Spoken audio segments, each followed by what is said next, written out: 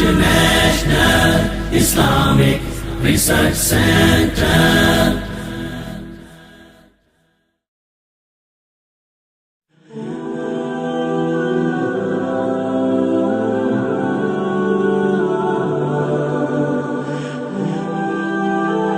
हाफिज इब्ने क़य्यम ने नमाजियों की मिसाल दी है ना कि नमाजियों में वो भी है जो वसवसों में गर्क रहते हैं।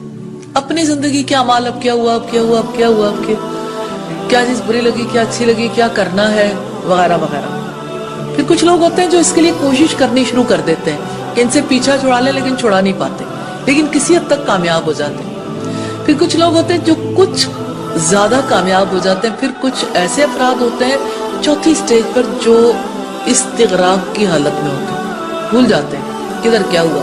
जैसे हमारे इस्लाफ में से कितने लोग थे, एक बुजुर्ग का पांव काटा जाना था, बीमारी ऐसी आ गई थी जिसकी वजह से पांव का कटना नागजीर था।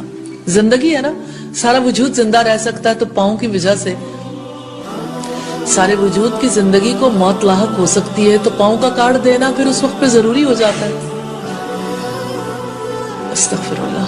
तो उन्होंने कहा कि उस वक्त पांव काट लेना जब मैं हालत नमाज में हूं। एफर्ट, नमाज को बेहतर बनाने की अमल सीखना पड़ता है, इसके लिए एफर्ट करनी पड़ती है। इंसान के लिए मुमकिन नहीं होता क्योंकि आंखें कुछ चीजें देखती हैं, इंसान के लिए मुमकिन नहीं होता क्योंकि कान कुछ सुनते हैं। आप हर तरफ से तवज्जो हटा लें, भूल जाएं माहौल में क्या हो रहा है,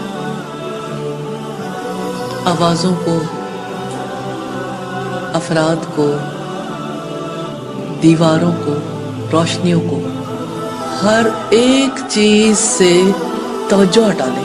तबलीग दीन हक की है सुबह शाम करना, अल्लाह और नबी के फरमान आम करना, इंसानियत की खिदमत, इंसानियत से उल्फत हम फर्ज जानते हैं, ये सारे काम करना।